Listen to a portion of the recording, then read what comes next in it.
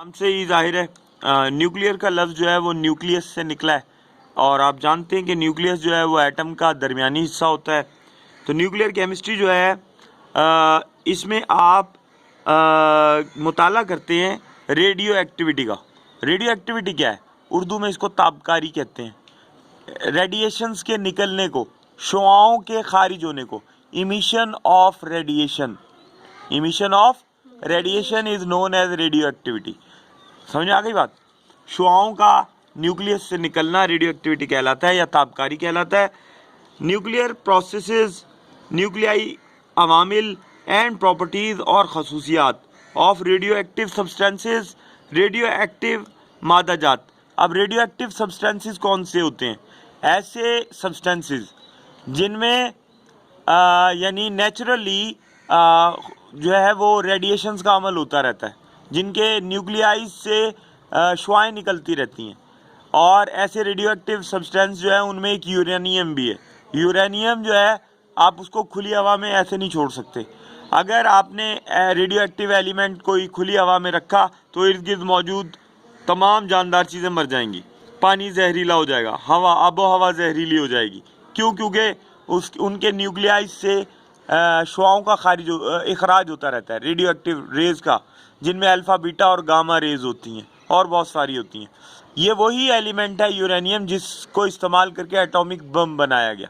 समझ आ रही बात? इसी तरह के सब्सटेंसेस को इस्तेमाल करके जो है वो एटॉमिक बम जो है वो बनाया गया है। समझ में आ गई?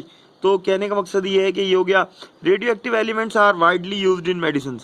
रेडियो एक्टिव एलिमेंट्स को जो है वो मेडिसिन में भी इस्तेमाल किया जाता है, या ऐसे आलात जो मुआयना करने के लिए इस्तेमाल होते हैं। डायग्नोस्टिक टूल्स का मतलब होता है मुआयना करने के लिए इस्तेमाल होने वाले आलात। अब मुआयना करने के लिए किस तरह की चीज़ें इस्तेमाल होती हैं? जैसे एक्सरे, हड्डियों का मुआयना करने के लिए इस्तेमाल होता है। समझ आ गई बात? इसी तरह अल्ट्रासाउंड और इसी तरह की कई मुख्तलिफ़ किस्म की टेक्निक्स हैं, सही है, जिनको हम मुआयना करने के लिए इस्तेमाल करते हैं।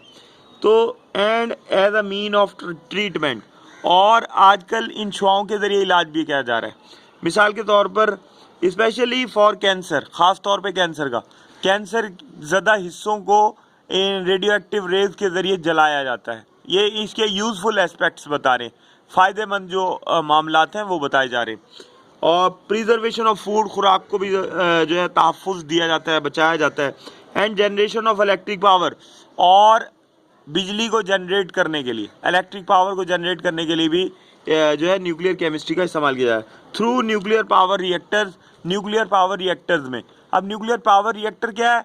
ये एटमी न्यूक्लियर पावर रिएक्टर कराची में आपने देखा है ना कि हम जब जाते हैं पैराडाइज पॉइंट या नीलम पॉइंट की तरफ, तो वहाँ पे आपको नज़र आएगा कि वो कैमरे वगैरह यूज़ नहीं करने देते। वहाँ पे एटमी न्यूक्लियर रिएक्टर है जिससे इलेक्ट्रिक पावर को पैदा किया जाता है। बहुत एहतियात करने की ज़रूरत होती है उस एरिया में। बहरहाल ये आपका न्यूक्लियर केमिस्ट्री का टॉपिक हो गया।